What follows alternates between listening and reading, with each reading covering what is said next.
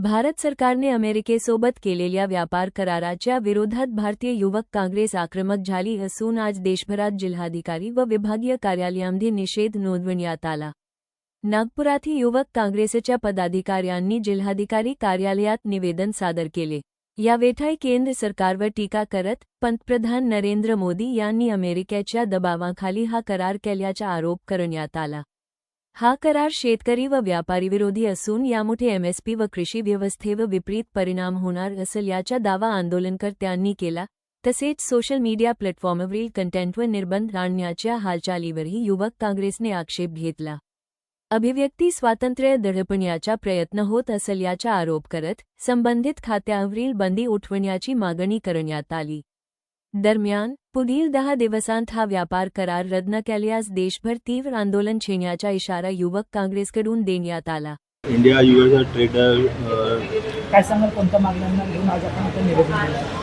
आज हम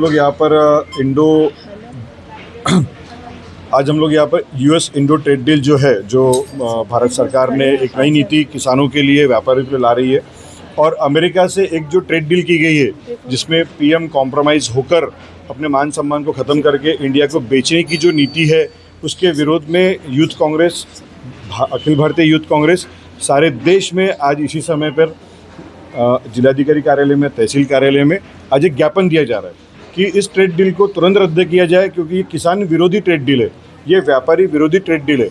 और पीएम ने, हमारे इस देश के प्रधानमंत्री मोदी जी ने कॉम्प्रोमाइज़ करके इस ट्रेड डील को साइन किया है। ये अमेरिका के दबाव में है, ये अंबानी अडानी के दबाव में किया जा रहा है, और इस देश को बेचने की एक प्रक्रिया, इस देश को बेचने की जो प्लानिंग चल रही है, उसके तहत ये ट्रेड डील की जा रही है। जैसे कृषि उत्पन्न बाजार समिति में, एमएसपी में, इसमें लोगों का जो नुकसान होगा, किसानों का जो नुकसान होगा, भारत सरकार से हम ये विनती करते हैं कि इस ट्रेड डील को रद्द किया जाए, किसानों को न्याय दिया जाए और हमारे जो किसानों का सम्मान है उसको बरकरार रखा जाए। आज के दिन सारे जितने भी भारत में यूथ कांग्रेस के हमारे साथी है, अखिल भारतीय यूथ कांग्रेस के साथी है, वो सभी आज ज्ञापन दे रहे हैं, निवेदन दे रहे हैं, और अगले 10 दिनों में अगर ये ट्रेड डील रद्द नहीं की गई तो सारा का सारा यूथ कांग्रेस, अखिल भारतीय यूथ कांग्रेस आंदोलन की तैयारी कर रहा है। जैसा कि आप सबको पता है कि एआई समिट में हमारे अखिल भारतीय यूथ कांग्रेस के साथियों ने एक प्रोटेस्ट किया, उसमें हमें देशद्रोही बताया गया। क्या भारत के संविधान में अपनी आवाज़ उठाना, भारत के संविधान में आंदोलन करना और स्वतंत्रता का अधिकार रखना, आवाज़ का जो हमारा उठाने का जो मुद्दा है, क्या अब भारतीय सरकार उसको, बीजेपी की सरकार उसको दबाने की कोशिश कर रही है? अभी कुछ दिनों पहले आपको पता पड़ा होगा कि जो हमारे इंस्टाग्राम है, इन्फ्लुएंसर है, फेसबुक है, यूट्यूब है, उस पर भी जो कंटेंट दिए जा रहे हैं उसको भी बैन करने की जो डिमांड है वो भारतीय सरकार रख रही है, जो कि गलत है। आवाज़ को दबाने की, आवाज़ न उठाने की, आंदोलन न करने की, ये किस प्रकार की प्रक्रिया है जो भारत सरकार दबाने की कोशिश कर रही है?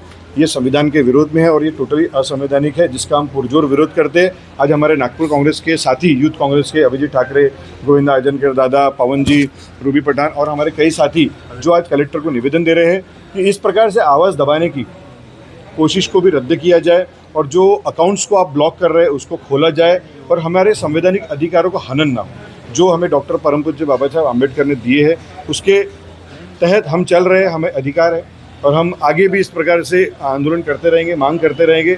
और हम चाहते हैं कि इंडो यूएस ट्रेड डील बहुत जल्द रद्द हो, वरना यूथ कांग्रेस सारी सड़क पर आकर आंदोलन करेगी। हम चेतावनी देने के लिए आज नागपुर जिलाधिकारी कार्यालय में आए हुए।